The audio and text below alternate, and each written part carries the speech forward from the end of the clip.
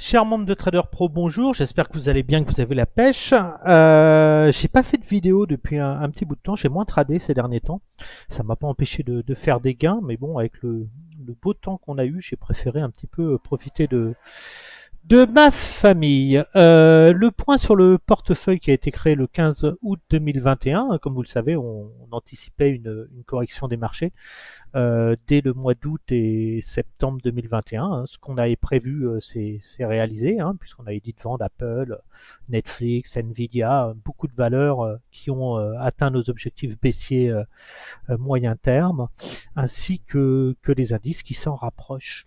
Les gains, c'est 40 487 euros avec 2273 trades de passer, 93% de trades gagnants, c'est très très bien. Alors pour le mois, j'ai fait un plus petit mois. Hein. Ce mois-ci, je compte accélérer pour la fin du mois, il me reste encore une dizaine de jours. Je suis à 3428 euros de gain. J'ai passé 190 trades. On voit qu'une période, je trade un petit peu moins là en ce moment, mais 96,3% de trades gagnants. Alors on va passer directement à l'analyse des indices, hein, ce que j'en pense et ce que je vais faire sur les marchés. Alors on va commencer directement avec l'indice CAC 40. Alors, l'indice CAC 40, hein, vous le savez, hein, ça fait depuis qu'on est rentré dans cette zone vendeuse, hein, je vous avais dit, on a joué la baisse, on a joué le rebond, encore le rebond. Je recommandais de vendre les moyennes mobiles exponentielles. On voit qu'on a eu encore des beaux signaux de vente hein, dans CMA ici. Hein, qui sont vraiment toujours de très belles zones de vente à plusieurs reprises. Hein, même ici, vous avez des accélérations baissières. Alors, la cible que j'avais sur l'indice CAC 40, hein, c'est bien sûr 5500 points. C'est le niveau sur lequel le rebond devrait être un petit peu plus conséquent. On voit que le CAC 40 n'a pas fait un plus bas depuis son dernier grand mouvement. C'est normal puisque tout simplement l'euro a continué de baisser et le dollar s'est apprécié. Donc ça a freiné la baisse du CAC 40. Donc j'aurais tendance à dire que actuellement, les retours sur 5500 points, j'achète pour jouer des rebonds. Sachant qu'en fin d'année 2022, vous allez vous trouver entre 5500 4900 points dans cette zone-là, donc vous risquez d'avoir des mouvements comme ça de reprise et de baisse. On fera des plus bas sur l'indice CAC, mais pour l'instant, ma zone de vente, moi sur l'indice, elle se trouve dans cette zone-là. C'est cette zone-là que je vais vendre sur l'indice, donc s'il y avait un rebond sur l'indice, bien sûr, je vendrais pour aller chercher les 5500 points, mais je ne vends plus ces niveaux-là, puisque comme vous le voyez, on est au niveau d'une zone de résistance, enfin de support, donc on va potentiellement pouvoir avoir des rebonds techniques, sachant que les mauvaises nouvelles sont déjà dans les cours actuellement, et puis on a quand même bien baissé. On regarde sur le CAC 40, on avait perdu 22%, et puis sur ce mouvement-là, on perd 11%, sur ce mouvement-là, on perd 11% encore. Donc je m'attends plus à une phase de rebond technique en direction des moyennes mobiles dans les semaines à venir. Donc je vends toujours proche des moyennes mobiles. Si l'indice rebondissait, j'engagerai des ventes pour aller chercher les 5500, 4900 points, mais j'évite de vendre sur ce niveau-là. Je me suis fortement allégé sur mes ventes et je commence moi déjà à acheter plus les indices US et les crypto-monnaies. Je vais vous l'expliquer tout à l'heure. Le DAX, même situation. Hein, sur le DAX, on est dans un grand mouvement baissier.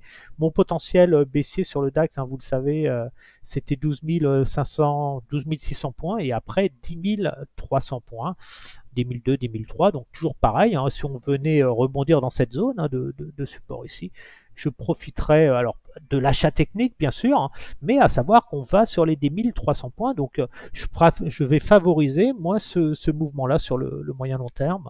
Ça va être plus un mouvement de ce type qu'il faut privilégier. Et puis après, on va descendre comme ça naturellement hein, pour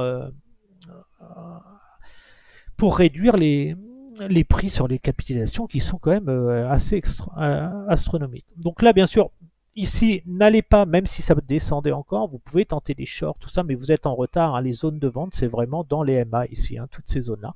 Donc vendre ici, vous allez vendre, vous n'allez pas être en position de force puisque ben, le marché a quand même baissé de 12%. Donc on va favoriser plus des zones de vente vers les 13 900 points.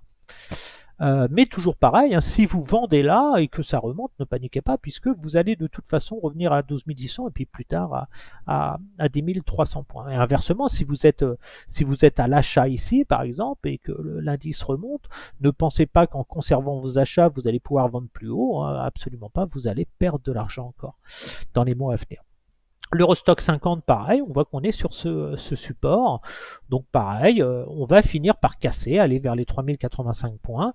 Mais je ne vends pas ce support-là. Moi, je vends toujours les rebonds dans les mains. Alors, soit les cours vont stagner comme ça, vont latéraliser, et puis les moyennes vont se rapprocher. Puis là, je vais re-shorter et aller chercher les 3085 points. Hein. On voit qu'on a touché notre premier objectif de 3400 points sur l'Eurostock 50. Et maintenant, le prochain, c'est 3085 points.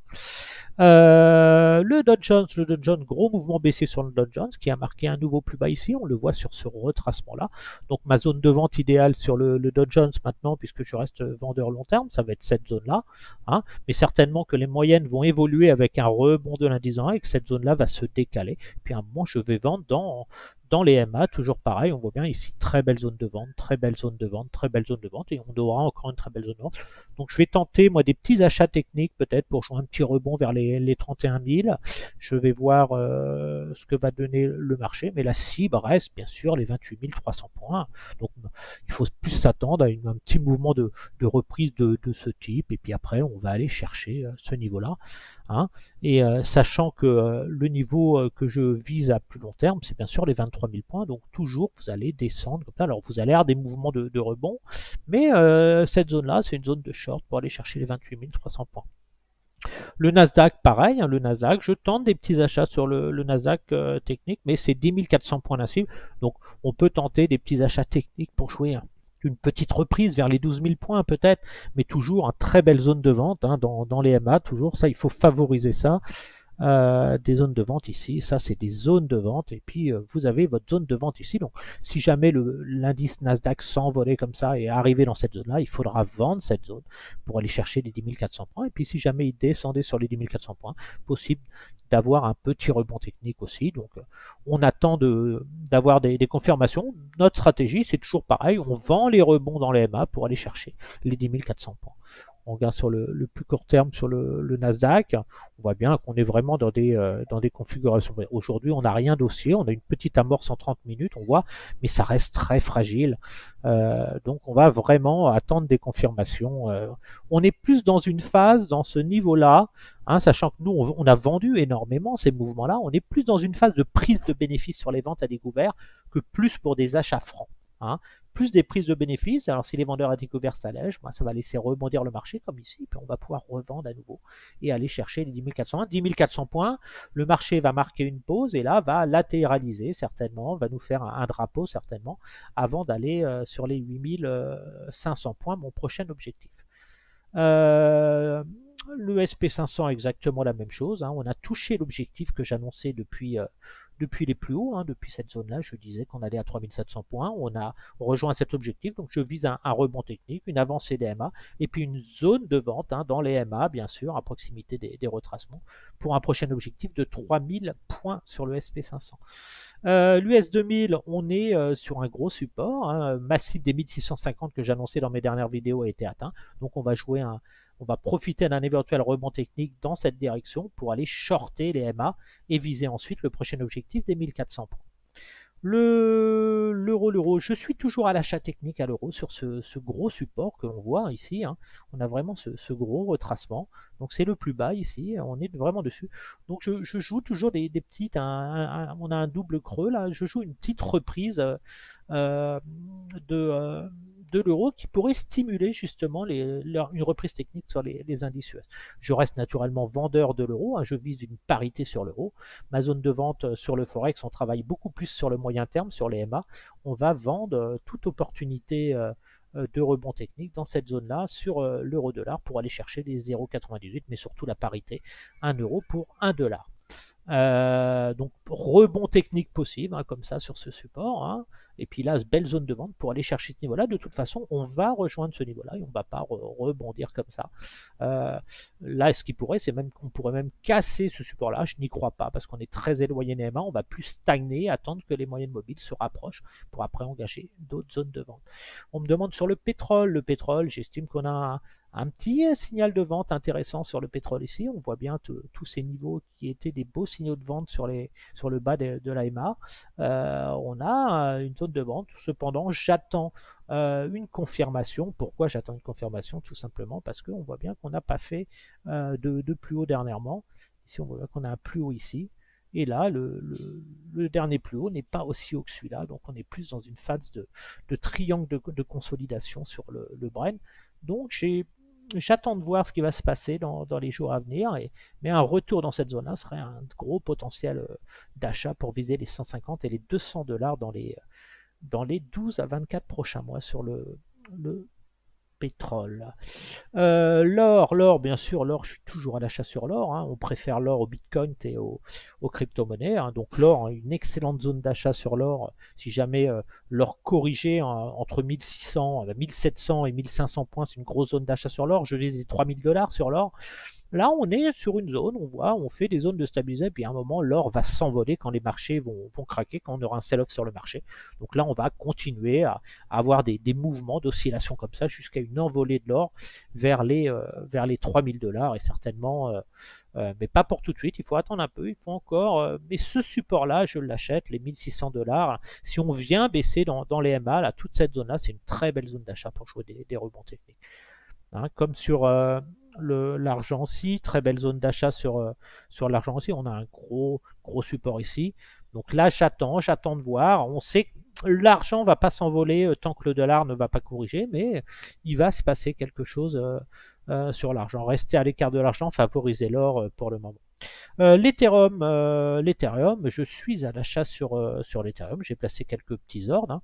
Comme vous le savez, on jouait un rebond technique qui n'a pas eu lieu. Ben, on achète les plus bas. Ça a rejoint mon objectif. Hein. Je visais les 1000 dollars sur l'Ethereum. On est même allé plus bas. Donc là, je joue des petits achats techniques. Si je supprime mes ordres. Je joue des petits achats techniques pour jouer un rebond, mais je reste vendeur sur l'Ethereum, bien sûr, dans cette zone d'EMA, un rebond dans cette zone-là. Je suis vendeur pour aller chercher ensuite un effondrement de la crypto-donnée et un retour vers les 100 dollars. Donc je m'attends plus à un mouvement sur les cryptos de ce type-là, donc une reprise technique et puis après encore un plus bas et la dégringolade sur les crypto-monnaies. Sur le Bitcoin, donc là je joue un rebond technique vraiment spéculatif. Hein, voilà, j'achète moi les petits retracements ici pour jouer une petite accélération. On voit bien une très belle zone de vente sur les 1850 qui permettrait de reshorter. Donc là, j'achète techniquement cette zone-là. Voilà, j'achète techniquement, et je prends des bénéfices sur les accélérations. On voit qu'on a généré un signal d'achat technique sur la crypto. Voilà, on a généré un signal d'achat ici, donc moi j'achète, j'accumule toute cette zone là et je prends des bénéfices derrière. Donc là on a un petit signal d'achat en 30 minutes, donc je vais voir ce qui va se passer, mais je ne vais pas insister en dessous. Le Bitcoin, pareil, une petite amorce. Je vise vraiment la zone là. Je reste baissier dans la zone DMA ici. Je reste baissier dans cette zone là ici. Là je suis vendeur. Hein, la zone là, cette zone là est très donc un rebond technique et puis après on va aller chercher les 15 000 dollars et peut-être même plus bas les 6 000 dollars. Ça ne me surprendrait pas. On va encore avoir des mouvements. Donc je reste baissier là-dessus. Donc voilà, je ferai un petit point un peu plus précis, plus technique sur les ordres et tout. Là, le marché US est terminé. Donc là, on arrête les ventes. On prend des bénéfices sur ces ventes, même si on peut avoir des petits mouvements encore baissiers sur l'indice. Et on va revenir dans une stratégie vendeuse. On va replacer des ordres. Après, on va attendre un rebond technique. On va replacer des ordres pour vendre la zone DMA et aller chercher des nouveaux plus bas. Vous pouvez, alors vous êtes nombreux à me demander quel broker que j'utilise. Je vous ai mis le lien du broker que j'utilise dans les commentaires en bas. Donc si vous voulez essayer ce broker là, pour moi c'est le meilleur des brokers puisqu'il est tout simplement moins cher, c'est celui que j'utilise, il est vraiment excellent. On peut tout faire avec à des tarifs hyper compétitifs. Donc n'allez pas utiliser ProRealTime ou d'autres brokers inutiles, des escrocs. Si je suis sur celui-là, c'est parce qu'il est agréé AMF. J'ai un relevé fiscal.